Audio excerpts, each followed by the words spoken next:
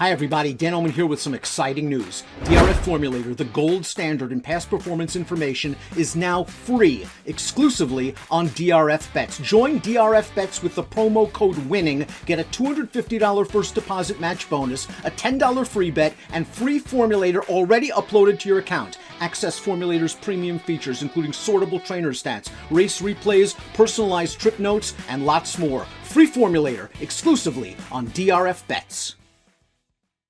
Dan Illman, Mike Beer kicking off the 50-cent late pick 5 at Gulfstream Park on Holy Bull Saturday with some graded stakes action. Race number 8 is the Forward Gal. 7/8 of a mile for 3-year-old fillies. $100,000 is the purse. Let's take a look at this field. There are some promising horses in this race from some strong barns, Mike, but all eyes are going to be on the 5. Radio Days for Shug McGahee, another running fool by the super young stallion Gun Runner, 2 for 2 in her career, and her Beyer speed figures speak for themselves.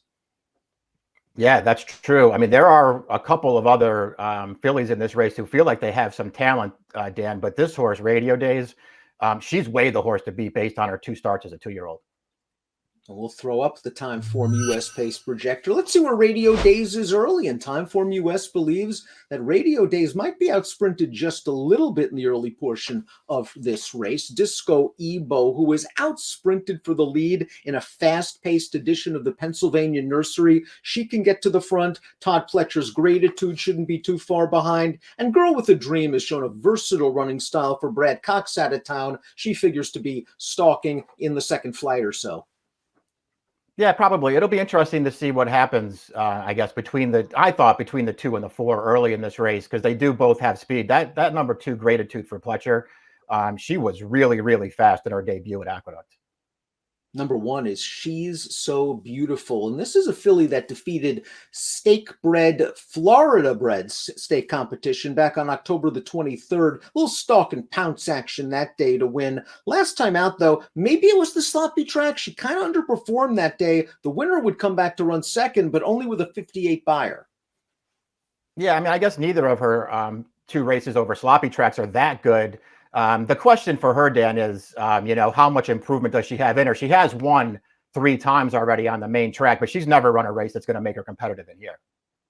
The number 2, Gratitude, caught a live race in her career debut, going 7 at Aqueduct over a wet track. She finished 3rd. The first 2 finishers came back to win. She came back to win. Let's watch Gratitude's effort over distance over this track for Pletcher on December the 19th. She sat second in the early stages. She's going to engage this leader turning into the stretch, and she's going to drive away. Buyers are a bit light, but there's a lot of upside here. Yeah, there really is. We'll see if she can take that step forward. I feel like she can do it, Dan. In this race, she did have to sit second early, just didn't break that sharply from the gate down on the rail. That horse that wound up finishing 3rd in that race beat her to the front, but she didn't really have that much trouble collaring that horse and out finishing her in the stretch. I thought she ran well in that race. Her debut was a really good performance. Going 7 furlongs, they just sent her on a fast pace in that race, and she almost held on. I feel like this filly has a lot of upside.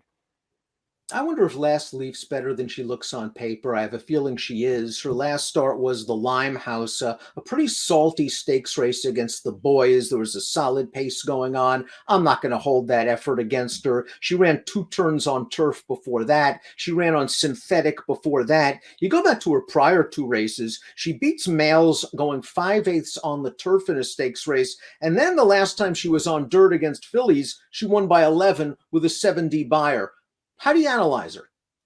Yeah, it's tough because it feels like she can do anything. She's run well on fast dirt. She's run well on wet dirt. She's run well on turf. It kind of feels like she can do anything. We'll just see. She's another one who, very clearly has to improve against what shakes out as a pretty good field for this race. And I know that she, won that sloppy track race last September by the length of the stretch, but she beat She's So Beautiful, who was not a contender in this race. Discoebo won 3 consecutive races for Butch Reed at Parks and Penn National, and she won them by open lengths when able to get to the lead. Now, she couldn't get to the lead in the Pennsylvania Nursery last time, and she faced some pretty good horses. A couple of next out winners. She was facing the boys. Whitty came back to win the spectacular bid at Laurel the other day with an 81 buyer. So if you go back to her last 3 races against fillies, she hasn't been headed, and she might make the lead once again. Yeah, I think all those things make her pretty dangerous in this race. We'll see what happens if she's going to try to go to the front again, though, Dan. It does sort of feel like that's where Gratitude is headed as well. And she's a really fast horse. So, you just sort of wonder if these two fillies are going to hook up and compromise each other's chances. Getting back in with fillies is obviously a plus for this horse, though. That was a really tough field she was in last time. Shug McGahee, when he wins first time out, you sit up and take notice because he is normally very patient. Radio Days scored from off the pace at Belmont Park, and then she took a step forward second time out. Let's watch this race in Aqueduct, going 7/8 of a mile on December the 2nd. She ran very well in this race. Yes, there was some pace for her to run at, but she's already taken control after racing in mid-pack early, and she wins very easily. She's also bred. Not only is she by Gun Runner, she's a half to Bowie's Hero, a Grade 1 stakes winner on the turf, and she's just simply the horse to beat. Yeah, I don't really have anything to add to that. Looked really good, winning her career debut over a sloppy track. Wasn't that quick early in that race, but managed to get herself into contention basically on her own and won easily. Last time, took a pretty good bump at the start of that race, Dan, but it didn't matter. Got on top of those horses with no problem and won easily again. I don't feel like she beat a great field last time, so I do feel like this is a tougher race for her, but she's way the horse to beat in here. The 6 Girl with a Dream mirrors the Brad Cox entrant in the Swale, a 3-year-old In Dreams, a horse that we still have to find out how good he is. This horse has won 2 in a row, just like In Dreams. Took a stakes race last time out at the fairgrounds, but kind of just had the best of it that day. There wasn't a ton of pace. He was up close, but she always kept finding a little bit more to win by a length with a 76 buyer. Outside Post gives jockey Louis Saez some options. I think she'll be sitting the old 3-wide tracking trip. Yeah, I think she will too. She's a lot like that other horse we talked about in the Swale too, Dan, and just that she's a pretty short price on the morning line. And I do feel like she's a horse who has a lot to prove if you're going to take a short price on her in this race. I know she's won 2 in a row. It feels like she's getting better with every single start, but just sort of had all the best of it last time to become a stakes winner. The race 2 back when she won the allowance race, they really contested the pace in front of her. 3 long shots out there on the lead dueling, and she just sat it out, came wide, and closed it down. I don't really want to knock her. I just don't really want a short price on her.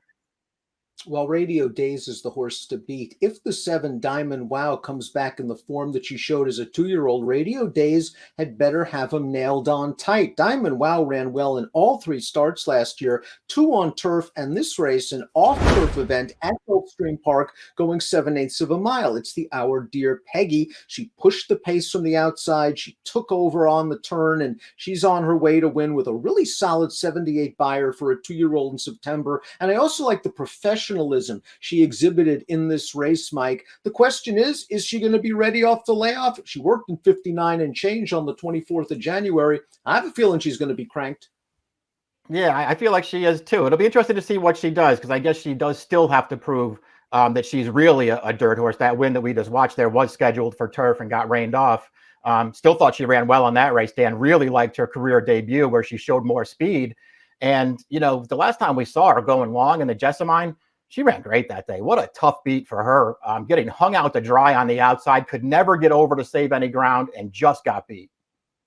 Lots of options for Diamond Wow down the road, and she's 9-2 for the folks on the morning line on Saturday. Let's take a look at our top picks. Have to respect Radio Days. I'm just fishing for a little bit of a price with the Coxor 6 Girl with a Dream. She has comparable figures, although she earned them with good trips. That worries me. She's got a drift. That 5-2 morning line is just a little too light for me. Diamond Wow, you're getting the price at 9-2 if it holds.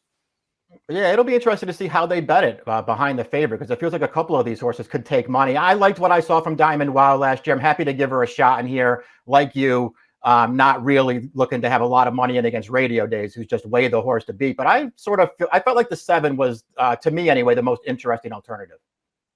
7526 for Mike, 6572 for me. It is graded stakes action at Gulfstream on Holy Bull Saturday. The Forward Gal race 8 kicks off the 50-cent pick 5. Good luck.